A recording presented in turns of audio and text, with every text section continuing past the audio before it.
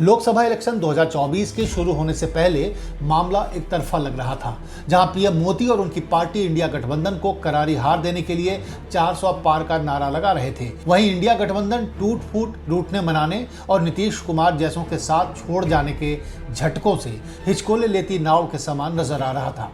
आसान शब्दों में कहें तो हर लहर के गुजरने पर ऐसा लग रहा था कि इंडिया गठबंधन अब डूबा कि तब डूबा। लेकिन पहले और दूसरे चरण के मतदान के बाद चुनाव की कहानी कछुए और खरगोश की दौड़ जैसी लगने लगी है। फर्क बस इतना है कि यहाँ खरगोश सोया नहीं है, लेकिन कछुए की रफ्तार देखकर हैरान परेशान नजर आ रहा है।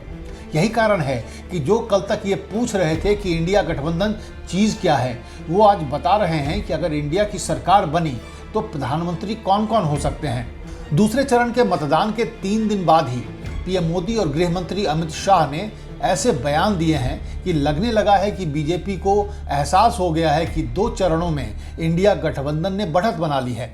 29 अप्रैल को महाराष्ट्र के सोलापुर में एक जनसभा को संबोधित करते हुए पीएम मोदी ने कहा, इंडी गठबंधन में नेता के नाम पर महायुद्ध चल रहा है। क्या आप इतना बड़ा देश किसी ऐसे व्यक्ति को सौंप सकते हैं जिसका नाम तय न हो, जिसका चेहरा न मालूम हो?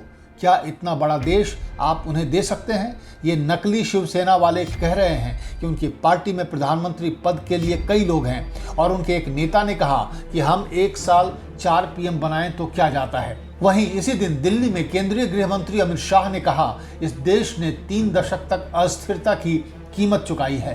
3 दशक तक अस्थिर सरकार चली, निर्बल प्रधानमंत्री चले।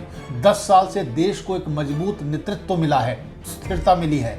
इंडी गठबंधन अगर ये कहता है कि 1 साल शरद पवार, 1 साल ममता बनर्जी, 1 साल एम के स्टालिन और कुछ बचेगा तो राहुल गांधी प्रधानमंत्री बन जाएंगे, इस तरह से देश नहीं चलता है। मैं देश की जनता को मनपूर्वक अपील करना चाहता हूं कि कोई संभावना है ही नहीं, लेकिन अगर इंडी गठबंधन को बहुमत मिलता है तो देश की जनता जरूर सोचे इसका प्रधानमंत्री कौन बनेगा।